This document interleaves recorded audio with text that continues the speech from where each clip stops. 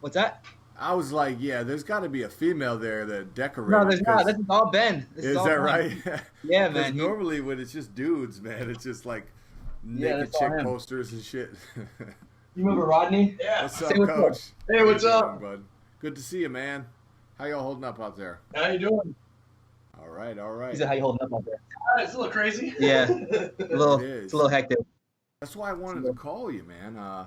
We got it's a lot going on. So you guys are in Milwaukee, correct? That's the nearest big city. That's where you're located. Yeah, we're in Milwaukee. Yep. So, well, first of all, Yeah, for real. For real. UFC is putting on fights at the Apex. Odie Yep. Osborne, everybody. He's UFC Bantamweight. Entered the UFC by way of Contender Series at the UFC Apex. I was there last week. Quite a bantamweight show. You missed out on the bantamweight show. What's going on, man? Were you sitting at home, kind of bummed out, or?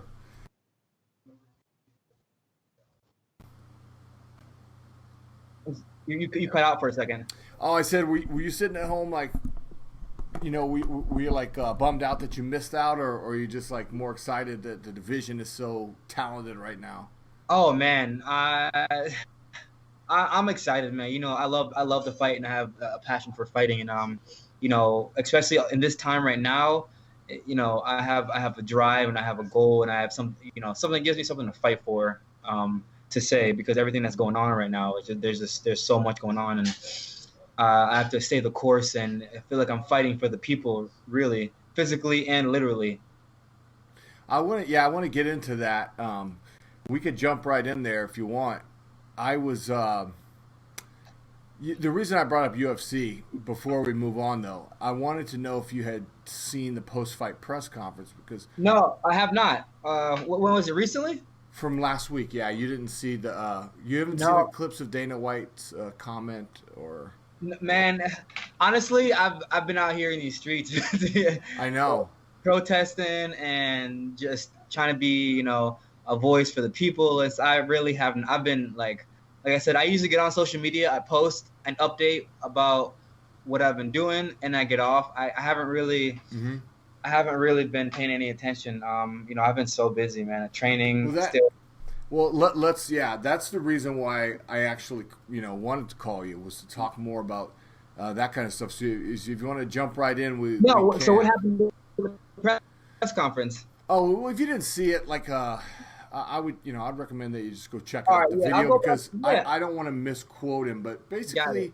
a reporter asked him if the UFC was planning to follow suit with other major sports organizations and make a statement about, anything at all. Take your pick. Black Lives Matter, George Floyd, civil unrest, Donald Trump, whatever. And we know that he's buddies with Trump, so, in a way, I kind of didn't really expect him to have an answer prepared, but it's the kind of thing that I would, you got to have a publicist or a PR person. I have to wonder sometimes with the stuff that he says if he actually has someone that's in his ear saying, "Hey, sir, you probably should What What did not he say say? that." Well, it's more that what he didn't say that Okay. bothered people. I'm not saying that it bothered me one way or the other. I just know that some people it kind of rubbed them the wrong way. They're like, yeah, because he kind of gave a non-answer. He's like, well, yeah. So off the cuff, he's kind of like, well, yeah, of course it's terrible, and there's a lot of shit going on, and blah blah blah. But basically, his answer was essentially, do we have an official statement, or do we plan to give one? No. Mhm. So to me, and I was talking to Gilbert Jamal Smith yesterday, Ultimate Fighter alumni. He's on 2 different seasons, UFC Yeah. veteran, proud black man and business owner.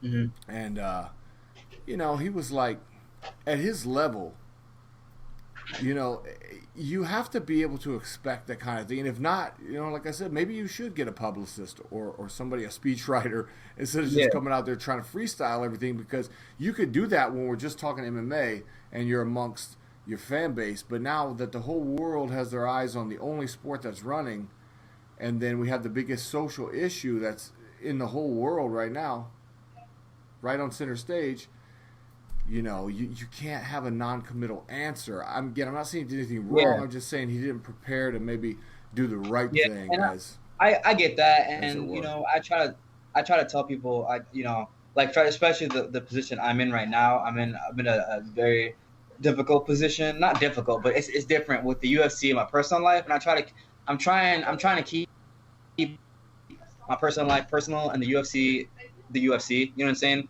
So with that being said, like I That's a said, good practice because a lot of people get themselves into trouble because they don't do that. exactly. So I try to keep my because I have my own beliefs and I do my own thing on my personal life, and you know what I mean. I try not to take that into my work life. Um, but with that being said, I think Dana White has something I like to call "fuck you money." you know, he's got, he's got a lot of "fuck you money." We all want that money. We all want that money, man. If I could have that money, I'd be saying and doing whatever I want to do. Yeah. But yeah, man. You make a fair point. And then here's another thing too that Gil brought up, and then I talked to Matthew Wells a few days ago as well. He's a prominent black MMA journalist. There's very few guys out there representing the black community in the MMA media. So and he's one of the front runners. Anyway, so I chatted with these guys, and basically the idea of this series is to talk about things, have difficult conversations, but it's not a debate show whatsoever. It's called Shut Up and Listen, because what I've done, actually really for my whole life, but especially in the past few weeks, man, as things have really elevated and escalated, is everybody wants to have their opinion. Everybody wants to have something to say.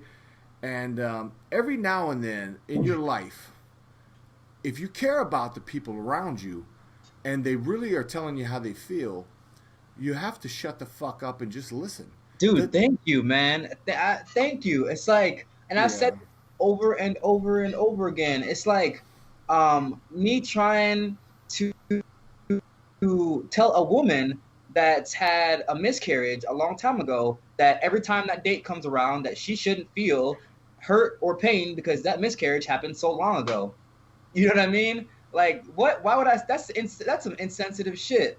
Like, no, I'm gonna shut the fuck up and let her tell me how she feels about how she, what happened, or you know what I mean. I've said something else about it's like me being a tampon salesman and telling people like, oh man, you should buy this tampon, and they're like, oh well, have you used it? I'm like, well, no, I haven't used the tampon, but you should buy it, even though I know nothing about it or how, you know what I mean. But you should definitely buy it. That's the same crazy concept. example. Yeah, I can't. Like, it's the dumbest. It's like when Colin Kaepernick came out and said that black people have been oppressed, and people like Tammy Lauren and her following were like, no, black people have not been oppressed. What do you? We're like, what? What are you talking? Are you? When's the last time y'all been black? Oh, never? Shut the fuck up and listen.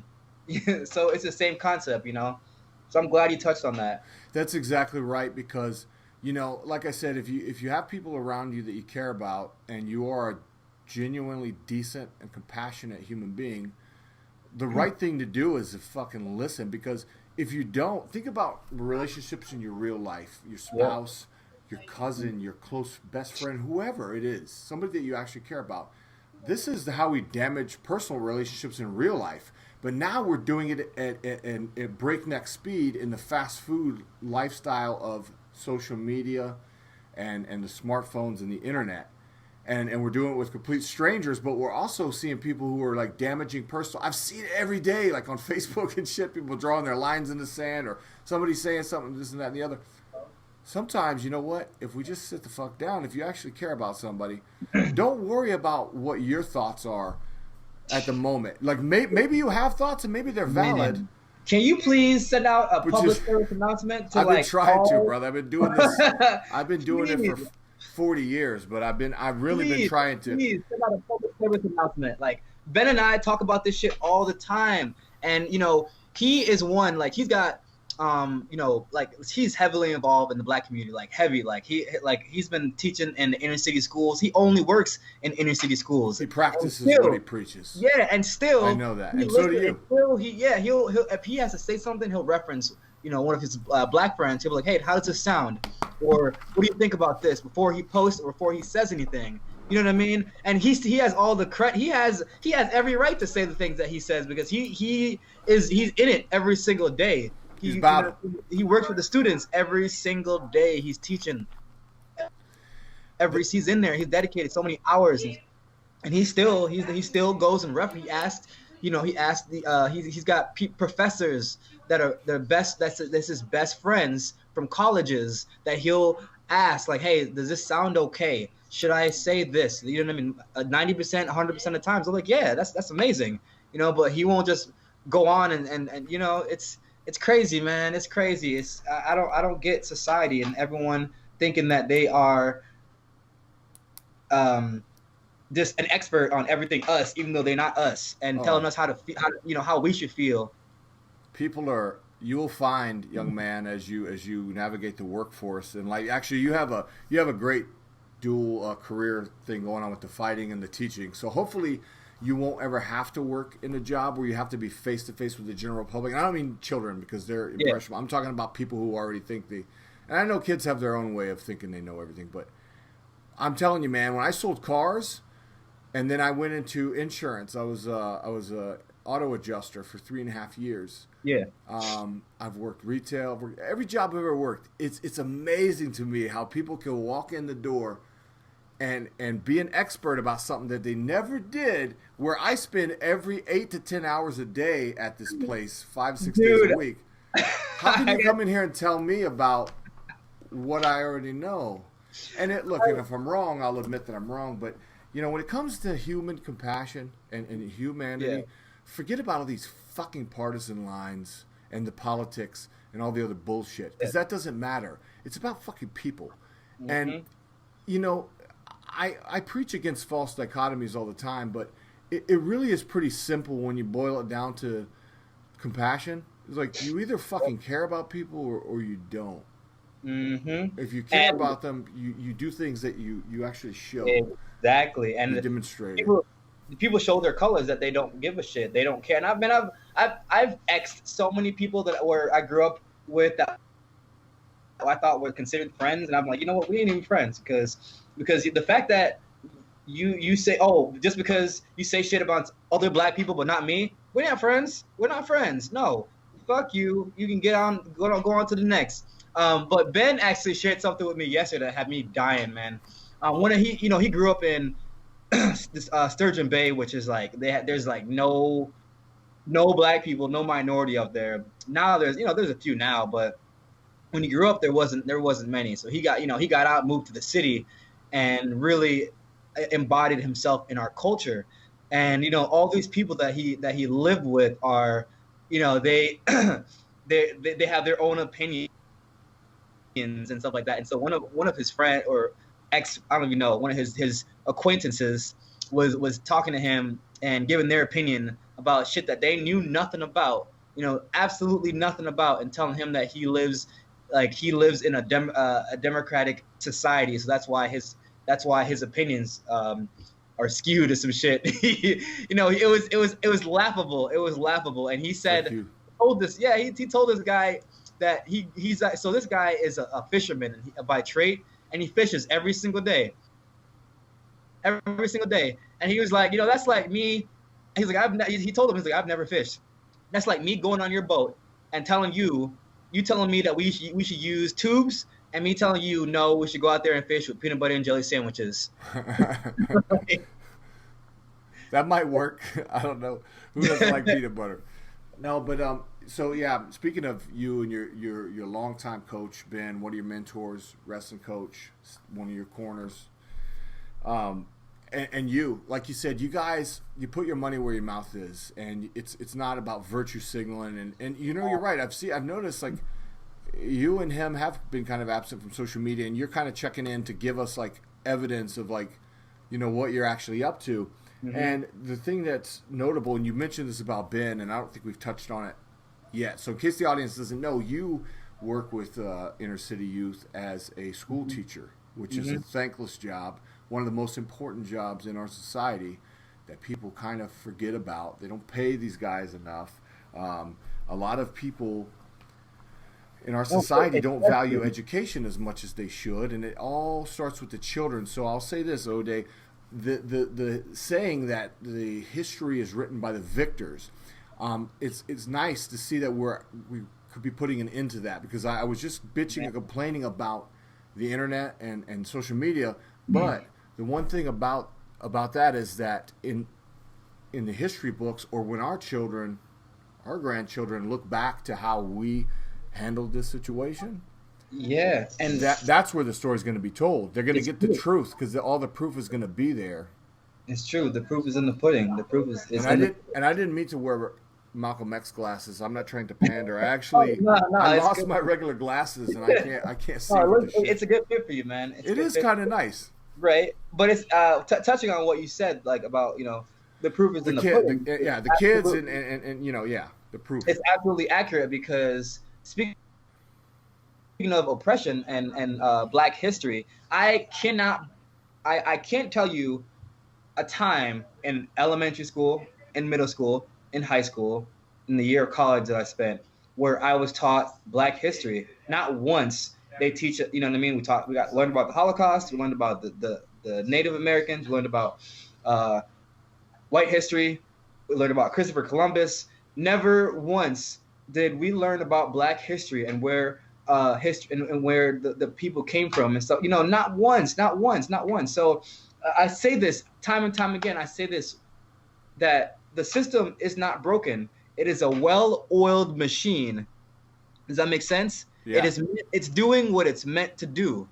It's keeping Black people under. You know what I mean? It's not broken. It's a well-oiled machine. And I say this because we're set up to fail from the jump. If you look at history and why the Black community, people will say, well, Black people kill each other. Well, if you look at history and why the Black it's community, a byproduct of poverty, though. It's extreme poverty. That's going to happen anywhere. It's not. And not even that, but there's no relation to it being Black people. I'm sorry to cut you off. No. I get fired up about this shit too. No, not even that. But if you pick up a history book or it's Google. Google's your largest tool, and you Google how the Black community became the Black community. You can see that it was we were placed there. We were placed. We literally were placed in that community, and we were to downgrade each other. And not just that, when we have these options. So, for instance, right, when let me give you an example. Out of high school, we're supposed to get these jobs, right? So people always say, oh, why'd you get jobs? We're supposed to get these jobs. When you go in to get a job, instantly, I'm telling you this, when I sit across from the person that wants to hire me, that I can feel the stereotype right away. I can feel the stereotype. And, they tell us, oh, well, you don't have enough experience, or you don't have any experience, so sorry. Like, how the fuck am I supposed to get experience out of high school? Am I supposed to hit the experience button like that? And I know that it's the same for every one of my Black brothers and sisters. It's the same thing. So what are our options? Oh, Burger King, McDonald's, Walmart, those jobs that will hire us. We're supposed to go to college? Okay, well, let's go to college then. Let's see, how are we supposed to pay for college when, if you once again, you look at history, that we were placed in that community. We were put there in that community, stacked up against each other.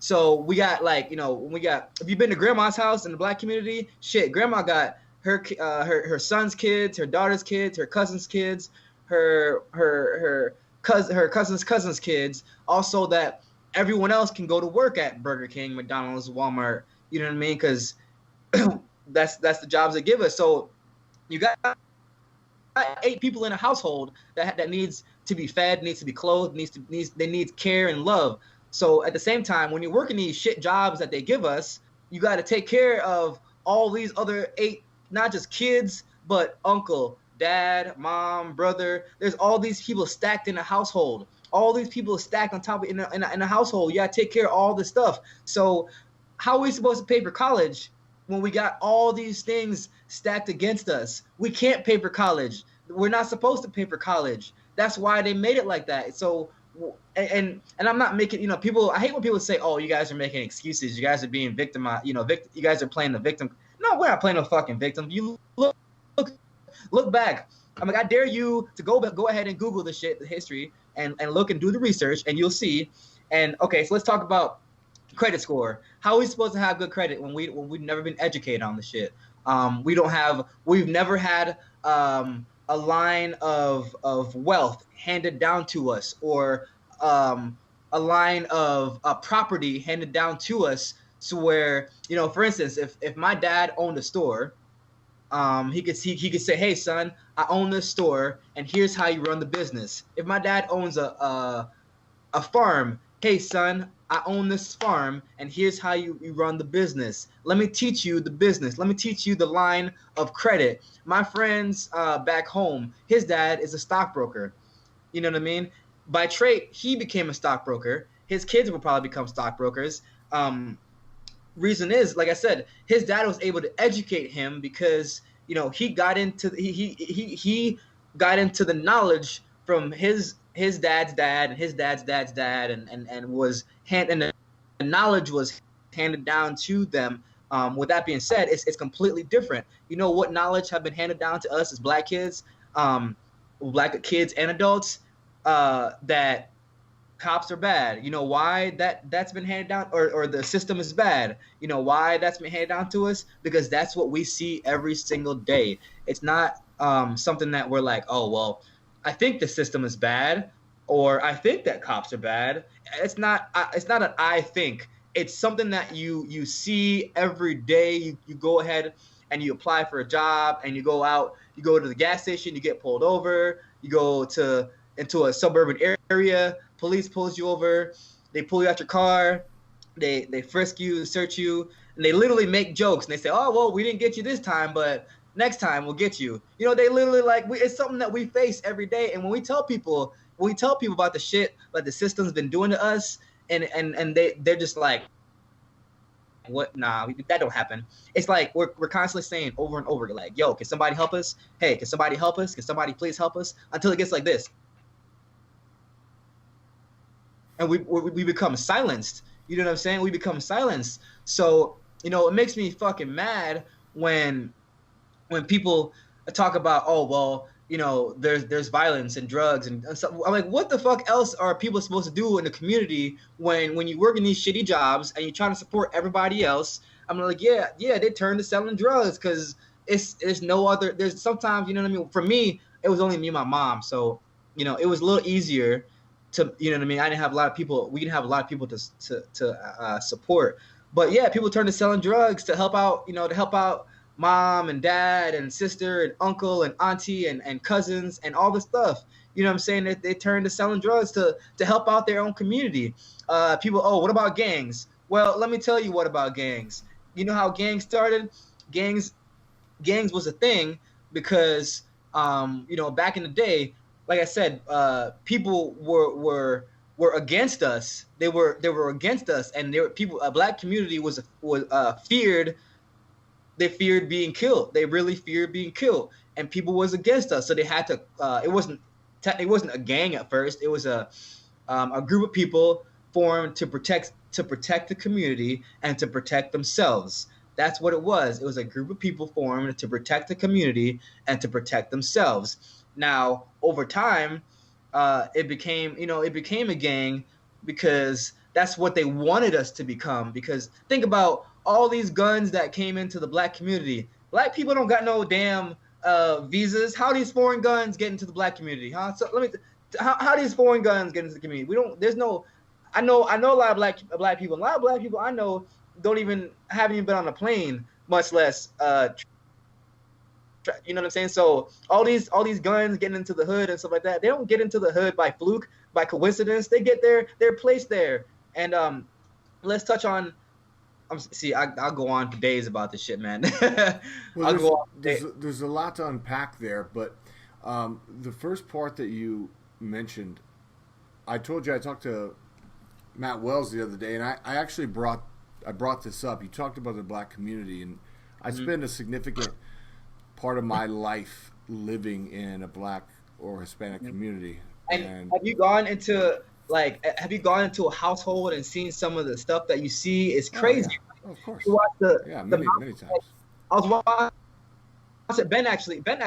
Ben's been the one to really truly educate me the most about this shit and Google. But if you we were watching the Malcolm X documentary, and not Malcolm X. I said that wrong. It was the Kennedy documentary, and he would go into these household, and he would come out and just weep, man. He just wept and just cry because he'd see these newborns that were just malnourished, and the stuff, you know what I'm saying, like these kids that were malnourished and starving, and he would come. Kennedy would come out, and he wouldn't even be able to. He couldn't even talk to the press because he was just broken up and cried, you know. Well, what I was saying is like Ben, I'm a bit of a liaison as well because I have the ability to, and I've been trying to use my platform. I can tell. Oh yeah, everybody tells me that, but I have the ability to reach back and like I was telling Matt, I don't speak fluent white boy, but I speak enough to where I can explain the shit to them because I see sometimes when they get upset at certain things, and I go, well, again.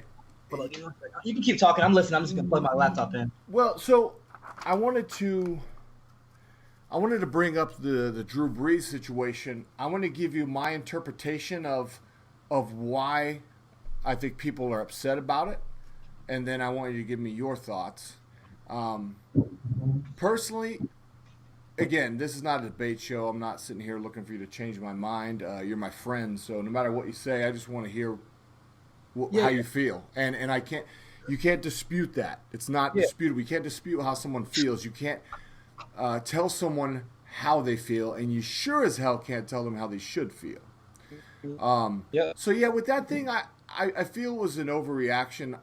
And here's why: because he definitely doesn't understand what he said, and I don't think he was malicious in doing so. And here's my interpretation of why people are upset about it, though. For those of you from the folks who are just naive all the way to the Tommy Lahren types, if you still don't understand, this is what I think. So, time and time again, people have referred back to Colin Kaepernick's kneeling being disgraceful, disrespectful to the flag, etc., etc. Regardless if you feel that way or not, though, what Drew Brees said was, I will always have a problem with someone kneeling for the flag. So that's strike one. Then he said, when I look at that flag, you know what it makes me feel? Stop right there.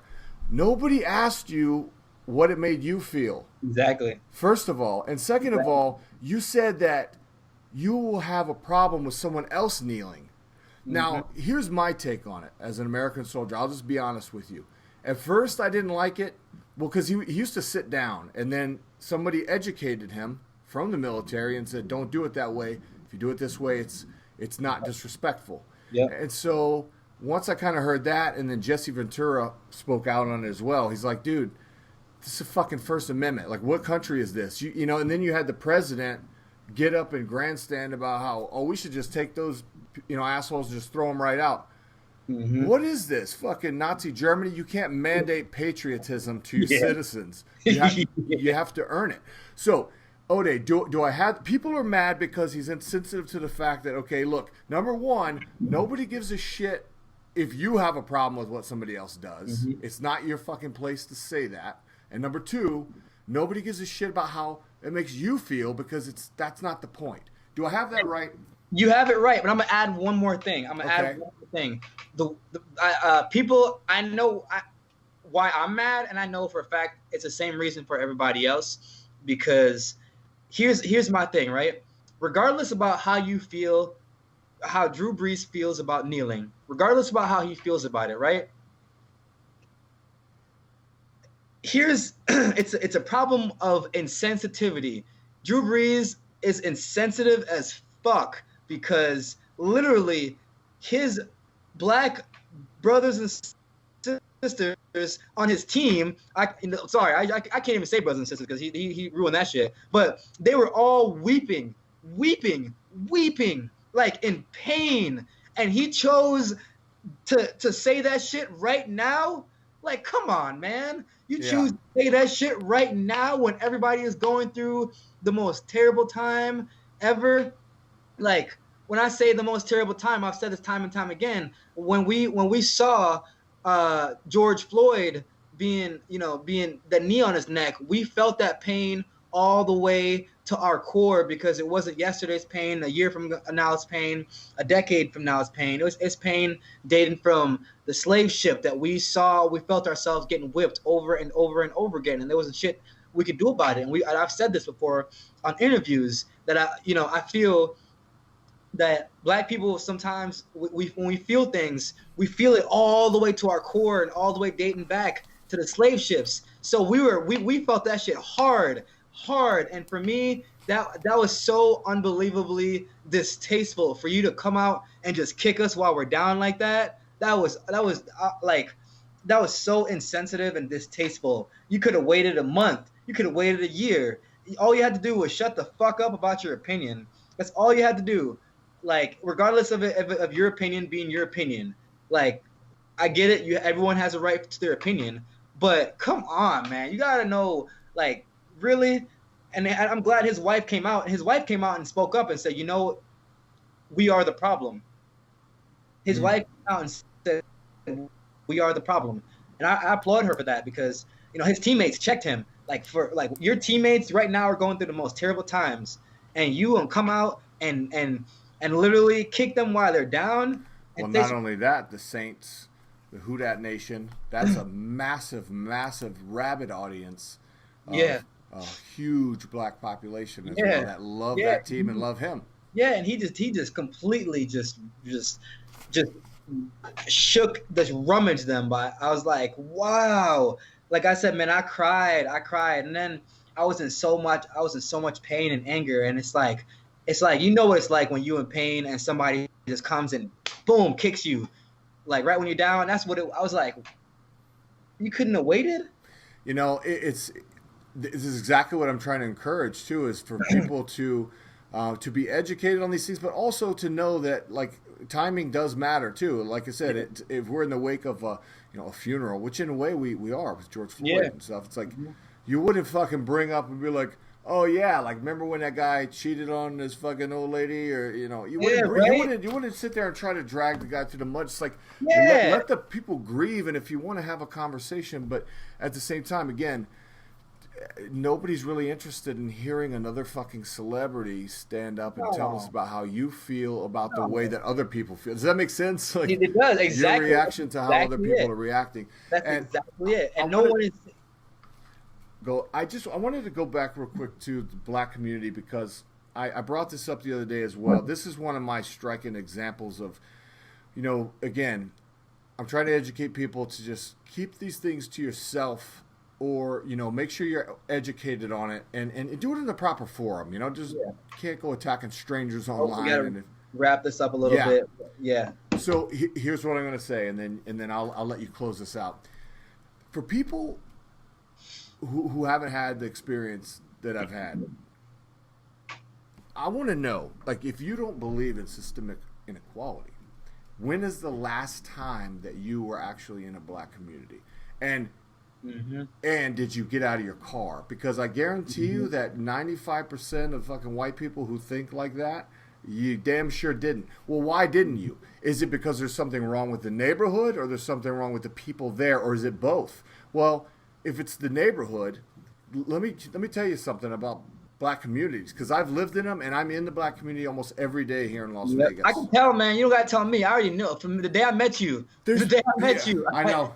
And the difference is, someone like you and Ben, who's actually got out and experienced the Black community, have a different outlook on life. You know what I'm saying? The people who have boxed in minds and who don't have the same outlook on life, who've never been in the Black community, and that's why they have the outlook on life, and they'll forever use excuses to validate why they feel the way that they feel. But that's an excuse. You can't validate your reasons for feeling why you feel, because you've never been there. You don't know shit. And what else I was saying too is, like, you look at these places and they've got some buildings and housing projects and apartments and homes that are 50, 100 years old sometimes, that should have been condemned. It should have been torn down.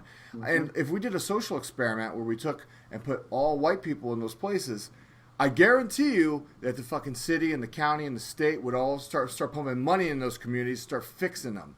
And you know what? I guarantee you, if the black people were given the white communities, they would get nicer. You know how I know that? Because I grew up around a lot of black people, and I grew up poor, and I know that part of their core values is that they take care of their shit because they work so fucking hard to get it. Yeah, but that's not what they want. They don't want to give us anything. You know what I mean? It's that whole what's mine is mine mentality. You know, they don't want to give us shit. You know what I'm saying? With that being said, dude, you know who you should have an interview with? I'm sorry, I shouldn't say you should, because that's like me demanding you. I'm sorry. You're good. You, if you have time, get an interview with Ben, man. That dude is. Oh, I love Ben. Is one to talk to. Yeah. Get an interview with him. So right now on this series, I'm being a little discriminatory against white people. I'm only letting black folks speak for now. And I was going to try to do this all this week, man, but I've actually started to book so many more people that I'm like, I want to keep it going. But see, I'm sorry to cut you off. That's another thing that you just, you know what I'm saying? That's called like being, you are so sensitive to us, and you're so aware, and you're so understanding, and you sympathize so well with us. The fact that you just said that is it's proof, living, breathing proof how woke you are to being sensitive. And no, for real, like you're you know, to be understanding, my challenge is that why people cannot just be understanding to us. Why can't they just understand and listen? Why they feel that they have to have a word or have to say something that they don't know shit about? And for the life of me, I can't understand that. I just can't. I don't get it. Well, I'm honored to have you join me, young man. And so, you know, basically what we're trying to do is we're trying to educate the audience that wants to be educated. You and I are both teachers. And I've decided that, you know, since I get paid good money to teach people who pay good money to learn, I'm no longer going to educate random ass strangers over Twitter about anything. But I will have like-minded and intelligent, well-spoken individuals that can actually sit down with me and talk about issues. And I'll get into other issues later. But for now, my focus is on black men and women and telling their side of the story. Mm-hmm. And everybody, all I can encourage you to do is shut the fuck up and listen. And once you've done that, if you learn something, walk away from that. Practice that in your life. Make the changes that you need to make. And have these conversations with your friends, because if we keep having disconnects and miscommunications and we avoid the difficult conversation, well, look, my ancestors continue to, as I just alluded to, sweep the black folks up under the rug and try to push them into these communities that nobody else wanted. And now that we have a big mess, the same people who inherited that mess are now trying to pretend like it never happened. Well, we can't do that because now the blood is still on your hands. It's still fresh. Yeah. I don't know, man. We said a lot. Last words? Like I said, man, just for people to be more, just more sympathetic. Just more sympathetic towards us, man. That's it. That's all. Just be sympathetic and listen to what we have to say. That's all we require, man. Now, we don't even require much. That's just be sympathetic and listen to what we have to say and hear us out, because that goes a long way. It goes a long way, and I guarantee you, those same people. I guarantee you make a great husband. You know why? Because you listen. Yeah, tell my, Ben's a great husband. You know why? Well, my wife because he listens. You, these same people are they're having problems in their relationships, whether it's their male or female, because they won't listen. That's it. Just sit down and listen. That's all. That's all we have. Sit down and listen. And like I said, man, that's what I want to do is lead by example. Give a lot of you guys that I know and anybody else that I come across to articulate. Like I said, give them an opportunity to listen. If they don't, well, that's on them. But we're doing the right thing, I believe. And as I stated before, history will look back on this and it will say, okay, what did people do? How did they react? How did they respond to this crisis? Well, we know that people who respond with hostility, that doesn't usually end well. And I'm pretty scared right now, and I'm sure you are as well. Yeah, so. And you know, it's of course, man, because the thing about it too, when people say, when people say, oh, well, it's like, it's to us, it's like, oh, well, you know what? Black people are looting and causing damages, so now we can't support. Like, you weren't supporting us anyways. If that's how you feel, that you can equate our life to looting and damages, like, you were never for the cause. So don't pretend that just because people are damaging shit, protesters are protesters, looters are looters, damage, whatever. And if people want to riot and tear shit down, they have every right to. I'm sorry, I don't give a damn. I'm not saying I'm out there doing it, but I get it. It's something that we've been upset. It's the cup that filleth over, and that cup had been filling over for a while, and it ran all the way over. And so people felt they needed to burn shit to get to get their voice across, and so that they could be heard. As Gilbert and I were discussing yesterday, it's kind of like in life. Sometimes when the bully keeps fucking with you, and you just gotta like you try to follow the rules. Yep. You're like, you tell the teacher, and it's like, okay, they're not doing nothing about it, and then it's Yep. like, well, okay, fine, fuck, I'm just gonna punch this motherfucker in the face then. Right in the face. Yep. So I get it. I get the anger. I'm a little bit older now, so that's a whole other podcast. But it does kind of change the way that you think a little bit. But if I was younger, I probably would be out there acting a fool. But let's just leave it right there. Yeah.